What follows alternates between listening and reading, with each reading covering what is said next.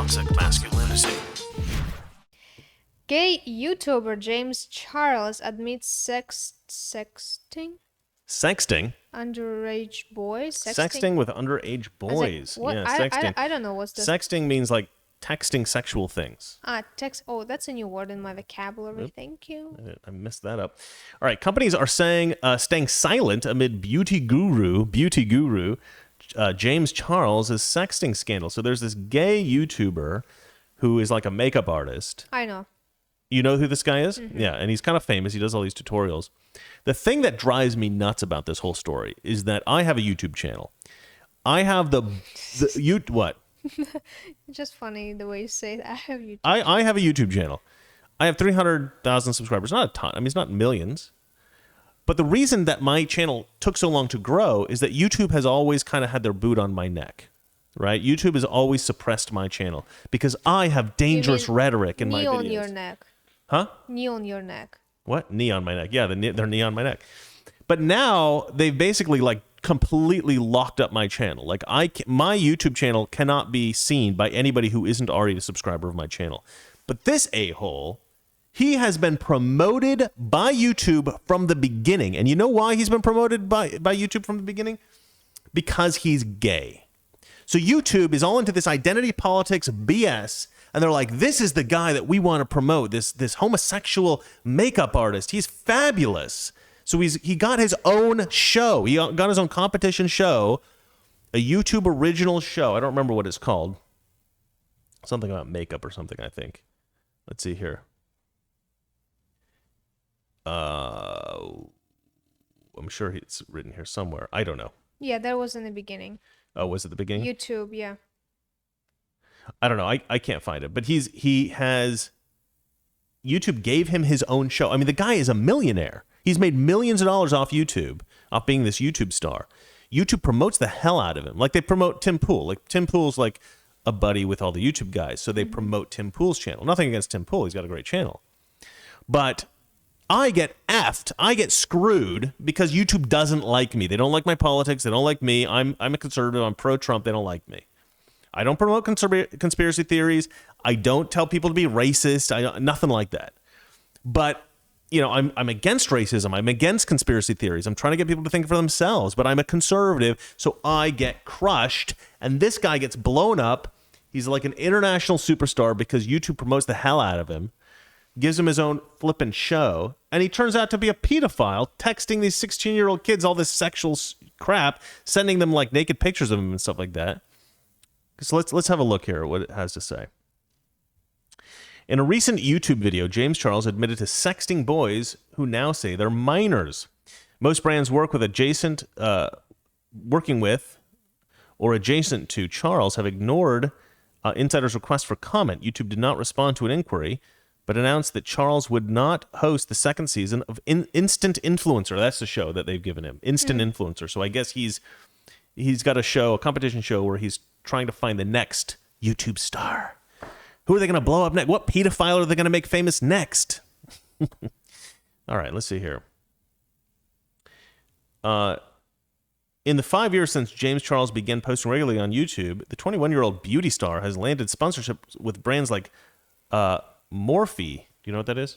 Morphe and Chipotle collaborated with Kylie Jenner and even hosted a reality competition series on YouTube. The YouTuber now has over 25.6 million subscribers on the video platform because he's been pushed by YouTube like crazy, and 36 million followers on TikTok. I mean, these people get pushed by these companies as like the next big thing. It doesn't mean their content is particularly good. It just means that YouTube likes them.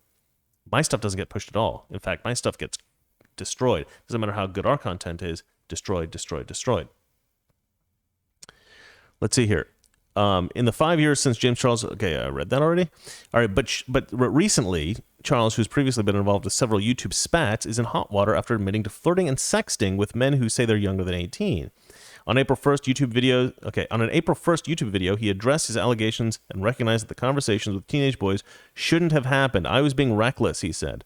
Charles said that the video that he believed the boys were Charles says in the video that he believed the boys were 18 and blocked them on Snapchat when he found out their real ages. The one boy denied lying about his age in a conversation with Insider. Yeah, so he's saying that these 16-year-olds said they were 18. One of them goes, "No, I told him I was 16."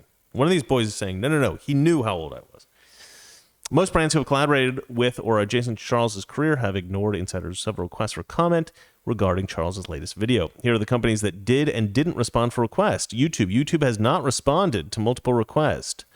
Charles has been on the platform since 2015. He's earned an income through video monetization in the YouTube Partnership Program. YouTube monetization provided a stream of financial income for creators.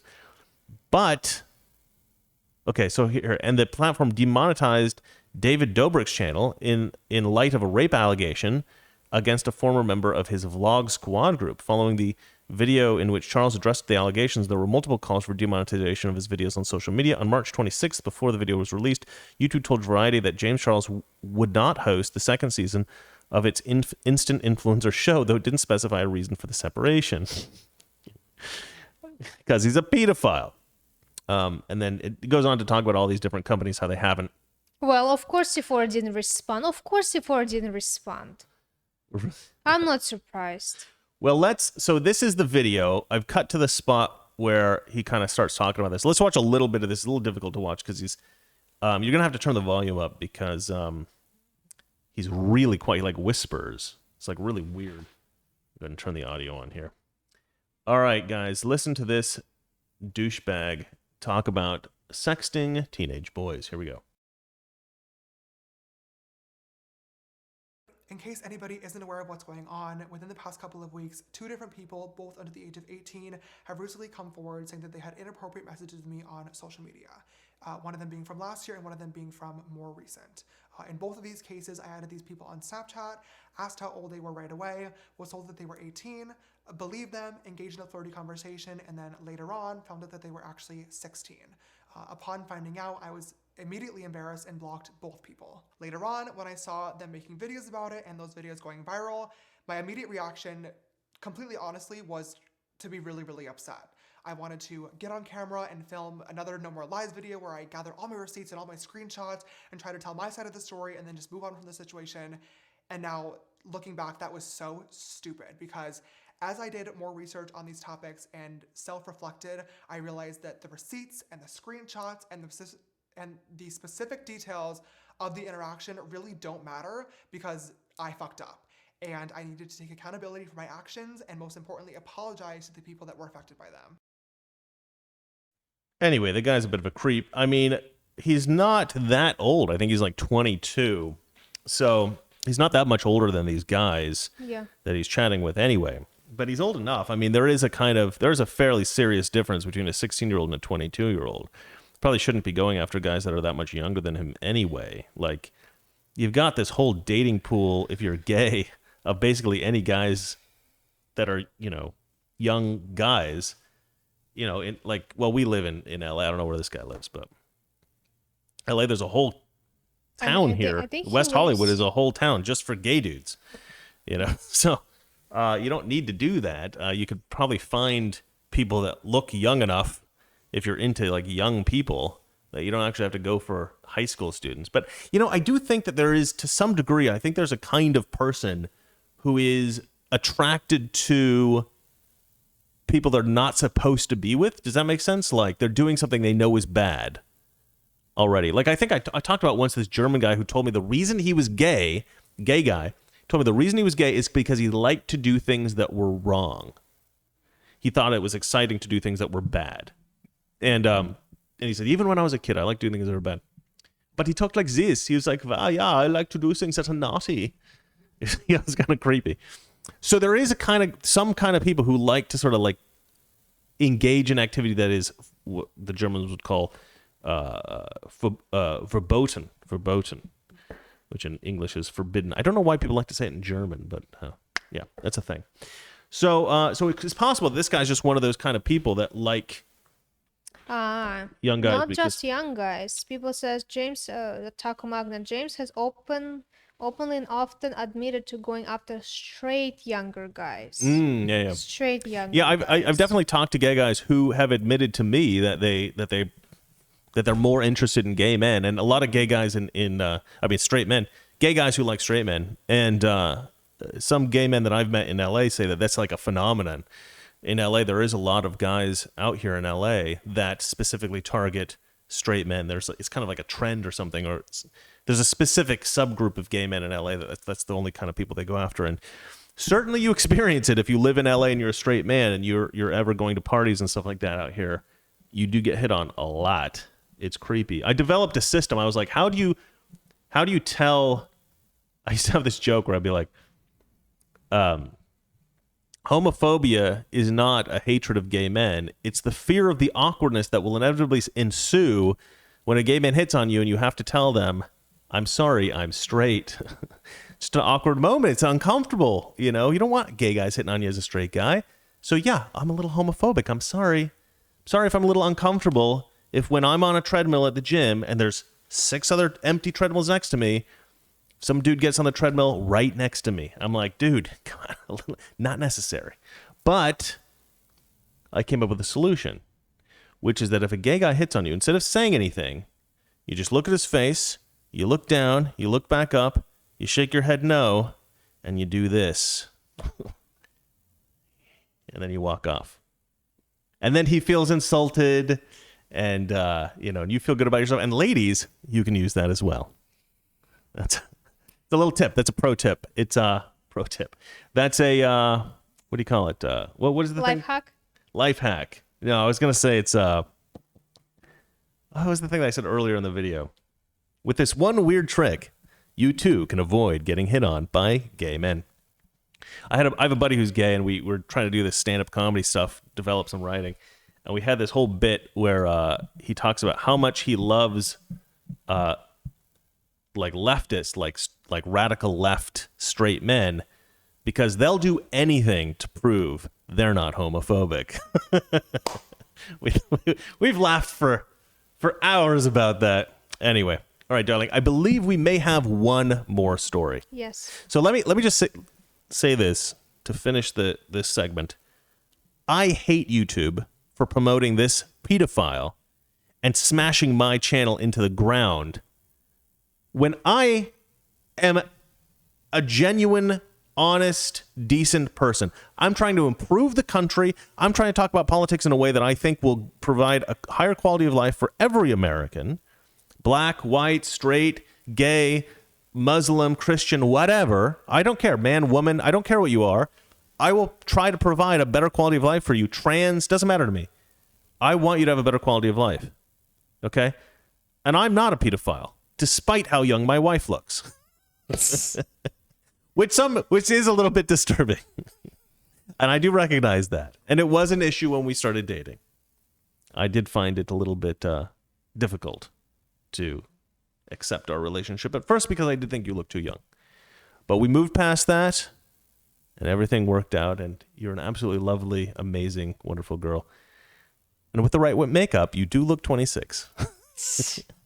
Anyway, but yeah, the guys who aren't pedophiles, we get penalized. But the guy who is a pedophile, YouTube raises him up on a pedestal. He gives them his own show. The guy's a freaking millionaire.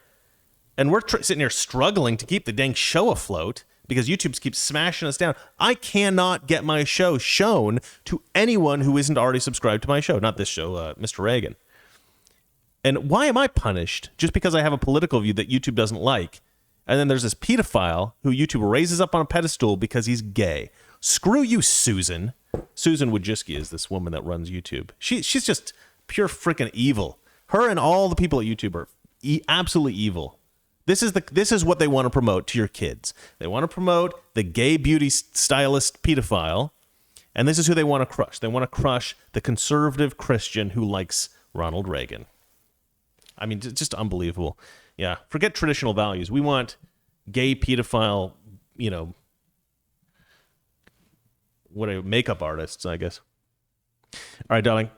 I'm sorry for that rant. I do get angry. Please read the next story. All racism is white supremacy. Yeah, this is a very weird story. So I thought I'd end on a lighter note. This is an article that was written on some kind of website called The Conversation. I found this.